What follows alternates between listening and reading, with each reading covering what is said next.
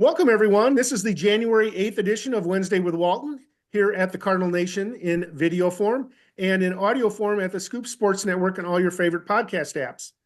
As many of you know, my former co-host Blake Newberry who's done a wonderful job here for the last 5+ years, is focusing on his career and is stepping back from baseball. So what I'm going to be doing here in the near term is have some guest hosts from around the Cardinals community. There's a lot of younger prospect and draft analysts who have a lot to say, been doing a lot of outstanding work, whether it be video shared on social media or podcast or articles. And when I say young, I mean that in a very positive way. I mean, obviously, after 25 years of doing this, I'm old. But one of the things I want to say is there's no right or wrong way about prospecting.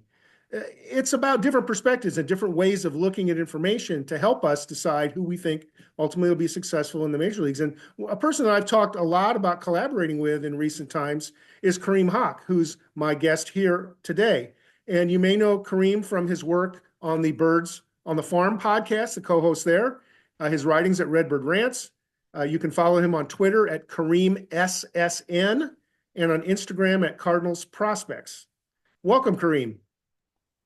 Hey, Brian, thanks for having me on the show. It's an honor to be the first guest with this new format. And yeah, just really excited to just talk ball with you and, dive into some of these prospects that I think are, going to be guys that people should be paying attention to next year or, this coming season and beyond.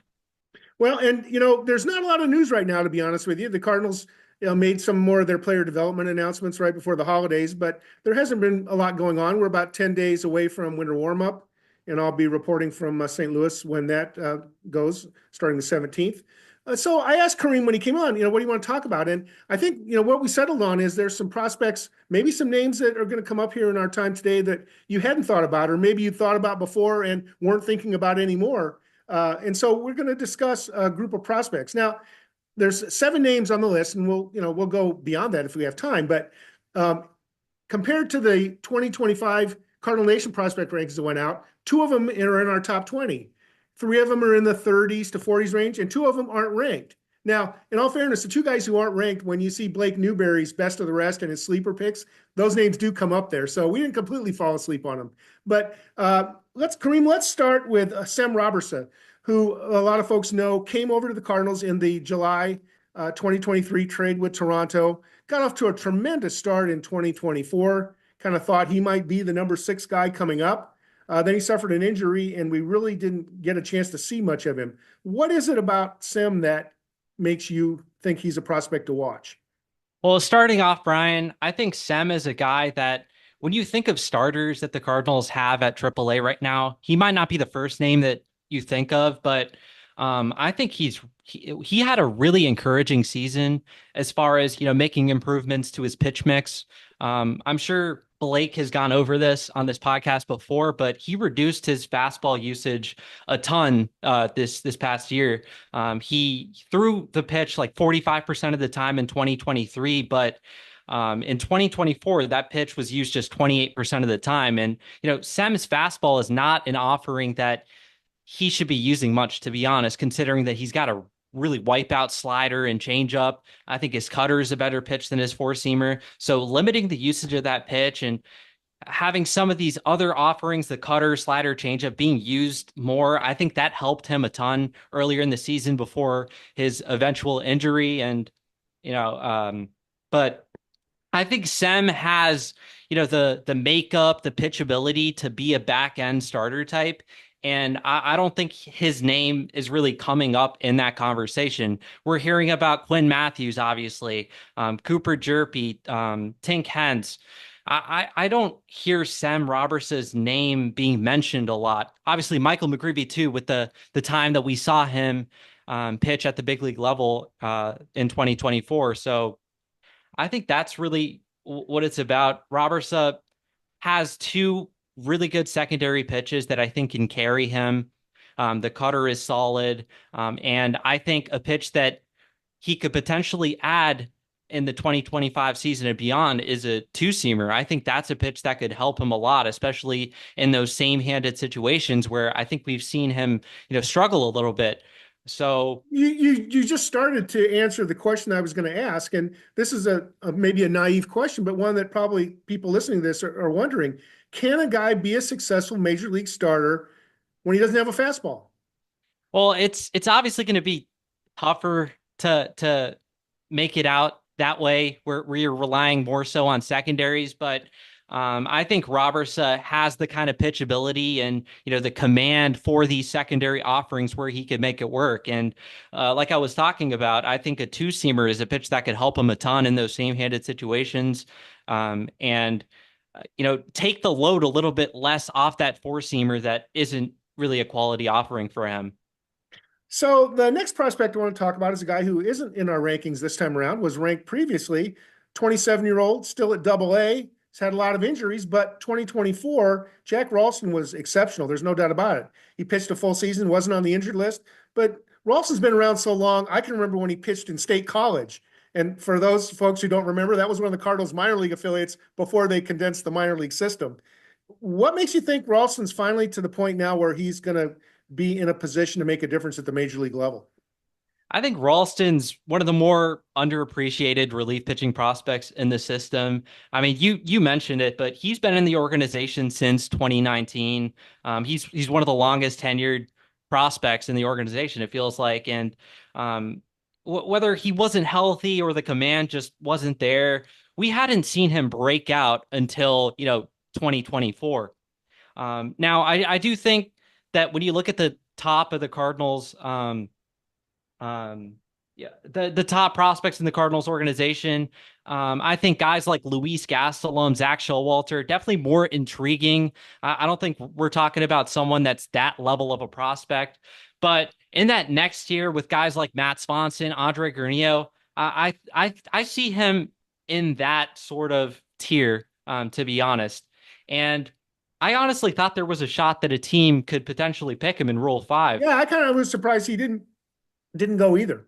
Yeah, I mean, he presents a completely different look with that over the top release. And we know teams are trying to get different looks out of the bullpen. And I thought that maybe a pitching savvy team saw, the kind of ability he has, the unique nature of him having that super high vertical release and just put him in a big league bullpen just to test it out. But we didn't see that, obviously. And I think, I think it's for the better. I think the Cardinals have a pitcher that I think Ralston will be on the big league team at some point in 2025.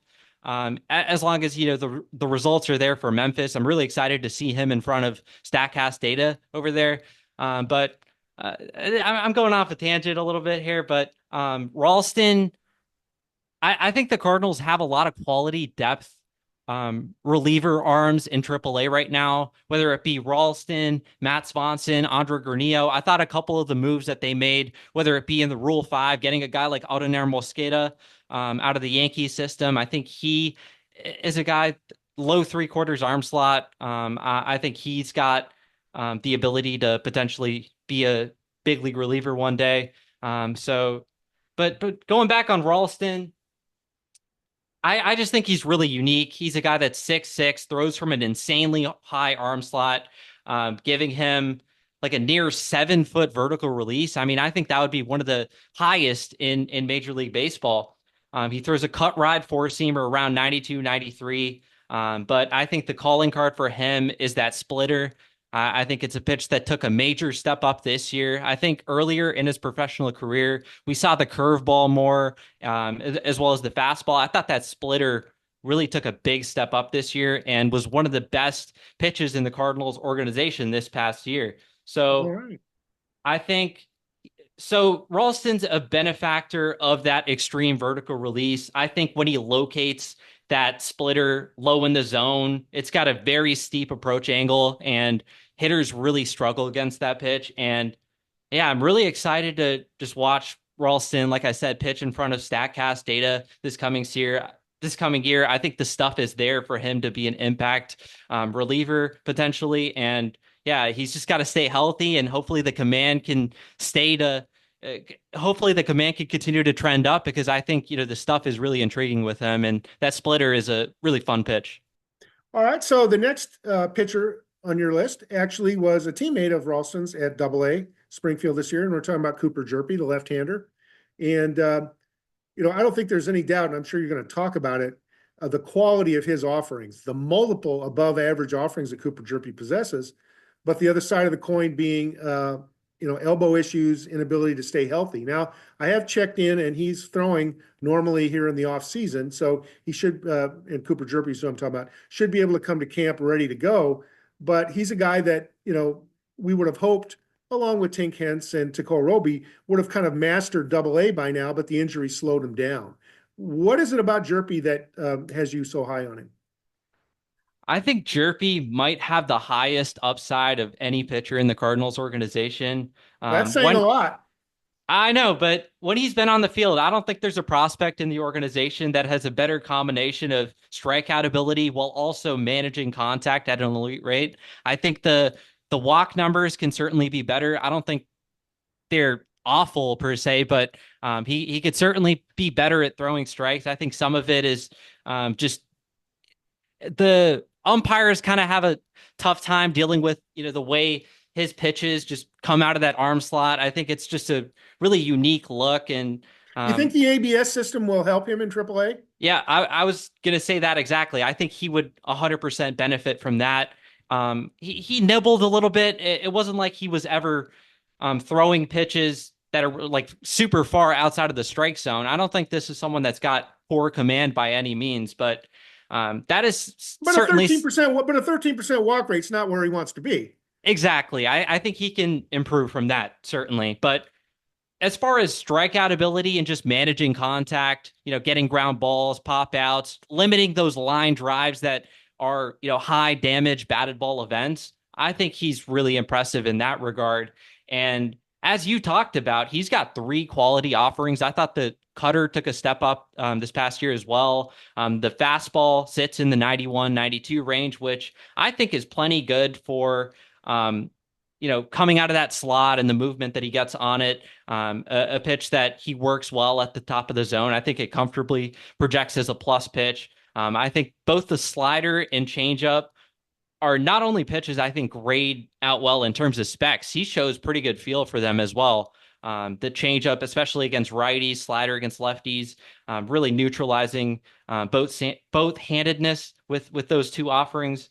And obviously, like the health is going to be like the biggest question mark with Hjerpe. Hopefully, he's able to stay healthy in 2025. But I think he's got unlimited upside. I think he's got the potential to be like a frontline kind of guy if he can stay healthy. And I know this might be like somewhat of a hot take, but I think Hjerpe is in that tier with Quinn Matthews and Tink Hence as the best pitching prospect in the organization, just purely based off that upside. I know, the health certainly has concerns, but I'm betting on this kid's upside. That's for sure. All right. Now we're going to go from a name that everybody knows in Cooper Hjerpe to a name that probably nobody knows, and that is Nolan Sparks, 13th rounder this last year from a small school. But he's a guy that you actually interviewed, I think, in your podcast, Birds on the Farm recently. What does Nolan Sparks have that causes him to stand out? Is it his fastball? Yeah, I think that's his best pitch right now. He's got some intriguing stuff. I think the fastball, it sits in the mid 90s, averaged about 94 miles an hour with really good movement specs. It generates over 16 inches of induced vertical break, and the pitch gets a lot of run too. It's got 13 inches of run, and it was often labeled as a sinker on StatCast, but as you said, like we interviewed Nolan, he doesn't throw a sinker. That's a four-seam fastball, just not labeled correctly by StatCast for whatever reason. But that pitch has one of the flatter approach angles in the organization and found great success at Palm Beach. The whiff rates were really good. He's also got a gyro slider in the mid 80s, and he's got a shorter curveball, almost death ball-esque in terms of the movement profile at 81 miles an hour, which I think he shows promise for both of those offerings. He's also mixed in a cutter in the high 80s. And in the interview with Nolan, he also mentioned that he's working on a splitter this offseason. And I'm really interested to see like how that pitch plays in game. He seems to be very excited about it and the developments he's made in the offseason. So I think whether he's going to be used out of relief or in the starting rotation down in the minor leagues, I still think he's a fun arm with a lot of promise. And yeah, I can't wait to see him pitch next year. Yeah, and you know, probably if Nolan Sparks is pitching in relief, they may challenge him at Springfield.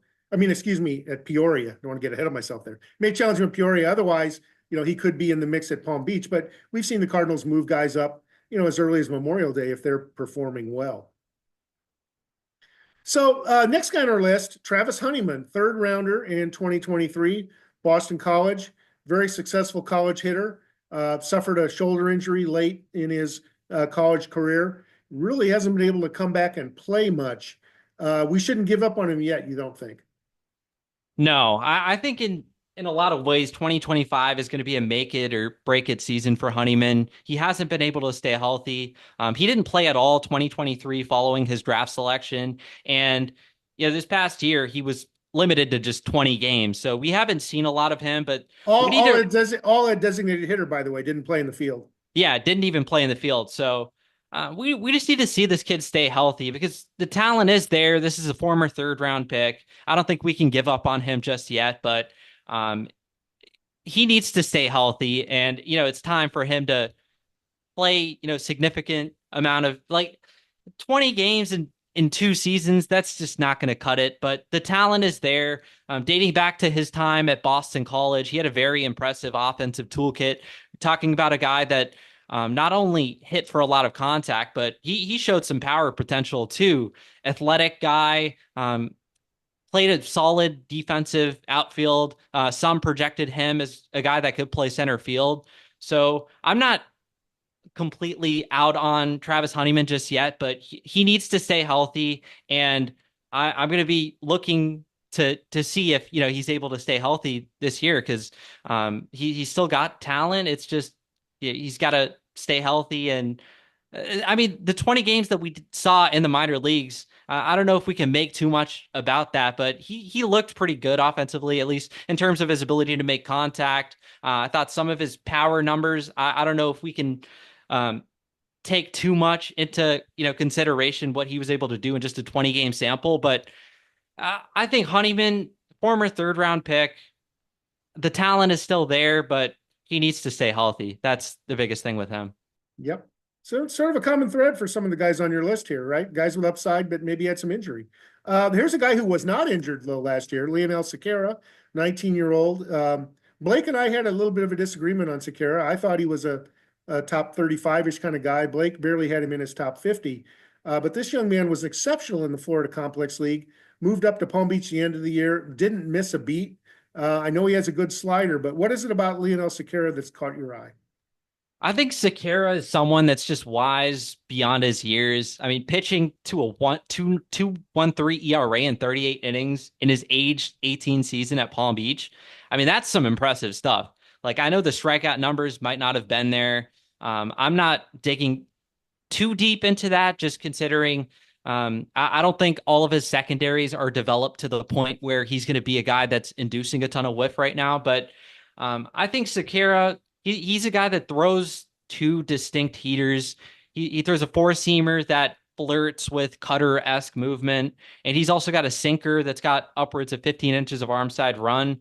I don't think either of those pitches grade well in terms of movement specs, but I think the way that he uses both of them off of each other and the command and control that he has on those two offerings, it really excites me this early in his career. He averages 92 to 93 on his fastball, does flash mid 90s on it. And he does get above average extension. It's about 6.8 feet of extension. I think the secondary stuff with Sequera is still a work in progress. He throws an 82-mile-an-hour gyro slider, and his changeup has similar movement specs to his sinker, albeit it's at 86 miles an hour. But I'm interested to see like the changes the Cardinals make to his arsenal moving forward. I think Sequera is a moldable kind of pitcher, considering he's a quality athlete. He's got good mechanics on the mound. Already shows feel for several pitches, including two fastballs. It's just going to be fun watching his development. I think the stuff is going to continue to tick upward, and with him having that pitchability and command already this early in his career, I think that's really what excites me about Sequera. Now, you touched on a point that it's not specific to Sequera, but really to all the pitchers in the organization. If you look back at the changes that have been made, of course, a lot of focus has been at the top of player development, but the Cardinals have a new brain trust on the pitching side, specifically a new director of pitching. And there'll be some changes in how the organization develops their pitchers. It'll be interesting to try to learn from that. It's something I'm going to be asking a lot about and trying to watch when I'm in camp. Probably Sequera will be back at Palm Beach to start the season, but he's another guy who certainly could move up to high A during the year. Last guy on our list, on your list, Rainiel Rodriguez. Now, he's a guy that didn't sign with the Cardinals until the beginning of April. By June, he's in the Dominican Summer League at the age of 17. By July, he's the player of the month in the entire Dominican Summer League. Now, we're talking about a league with 51 teams. 51 teams, and he's a player of the month. All-star both in the midseason and at the end of the year. The guy was in the top 5 in the Dominican Summer League in batting average, home runs, slugging, OPS. By the way, he's a catcher, and he's okay behind the plate, but what is it about Rodriguez that caught your eye? Usually, we're a little bit dicey about short season guys, especially ones that are overseas. Yeah, Brian, I'm always hesitant towards like ranking DSL prospects high. But I think some of what I've heard about Rodriguez gets me excited. When we're talking about a guy that already has like the exit velocity numbers that you want to see, him having that level of success. I don't know how much stock we can put into DSL stat lines. I mean, this was years ago, but didn't Malcolm Nunez win the Triple Crown and he had like a 1200 OPS? Same kind of thing, right after he signed, he was exceptional, and then he came to the U.S. and he was a lesser player. Now Nunez was kind of a small guy. He didn't have a lot of strength, but you're right. We got to be careful to not get too overexcited. And we ranked Rodriguez 34 on our list. We didn't put him in the top 10. Yeah, but I think out of like the DSL prospects that are garnering attention, I think Yairo Padilla is the guy that we're seeing him being placed in top 10 prospect list already. I'm not sure how to feel about that. He seems to be more like one of these guys they're projecting to add a bunch of bad speed and add more exit velocity to his game, because right now, like, it doesn't seem like it's there. He's more of a projectable guy that people think that he's going to add to his frame. But Rodriguez is a guy that in the present, he's shown impressive exit velocity numbers. The contact rates were good. He walked more than he struck out in the DSL. So not sure what to expect, but I think this is someone we'll see stateside. And I think some of the, data that we get stateside is going to be more telling into, the kind of prospect he is. But anyone that's, performing at that level is going to catch your eye. And I think some of the underlying data just from what I've seen has been impressive too with him. So definitely going to be keeping my eyes on him to see, what he's able to do stateside. Potentially, could we see him at Palm Beach at some point in 2025? Maybe so. The Cardinals are really blessed, by the way, with the catching position right now, a number of prospects from, Jimmy Crooks on down. And so Rainiel Rodriguez is another guy to add to the mix. And the other player that Kareem mentioned, of course, Yairo Padilla is a shortstop. And as he said, really, Baseball America is the one that really lit the fire sort of under him, scouted him in the Dominican Summer League. So it'll be fun to watch. It's been a while since we've had some guys come out of the Dominican Summer League that we're really excited to see, but there's a couple of good players there. All right, well, with that, we're going to come around to the close. But before we end up, and Kareem, I wanted you to just tell me a little bit about how you got into this game of prospect analysis, and why has it become a passion for you? Yeah, a few years back, I had this page on Instagram called Cardinals Updates, and I would just post like daily recaps of the Cardinals games, like the scores and stuff like that. And I didn't have much of a following. I did it for a while. I've been a huge Cardinals fan for most of my life now, and years back, like I had a lot of fun just the social media aspect and just sharing, how I felt about the team, just my analysis and things like that. And I ultimately ended up making a purely just prospects account, and that page really skyrocketed on Instagram. at the time, I don't think there was anyone else creating Cardinals prospects media on Instagram. I think I was like the only page that was actively posting, and it was really cool to see that following increase. I eventually moved on to Twitter, And you started share, by the posting. way, and you share, sometimes multiple videos a day. Yeah, I just so I started posting on Twitter. Ended up getting a following there. Kyle Reese early on, he helped me a lot as far as just shouting out my work and stuff like that. And yeah, it's really become a passion of mine. I not only love baseball, I love the scouting side of baseball and really diving deep into the profiles of these prospects. And it's been a fun ride, and I can't wait to continue to do this down the I don't see myself stopping this anytime soon. Well, Like good. I'm this. glad that you have the passion. And again, folks can see and watch and listen to Kareem's work at the Birds on the Farm podcast at Redbird Rants. Follow him on Twitter at Kareem SSN and on Instagram, Cardinals Prospects. Kareem, thank you for joining me on the January 8th version of Wednesday with Walton. And I hope to be talking to you again very, very soon. Thanks for having me on, Brian.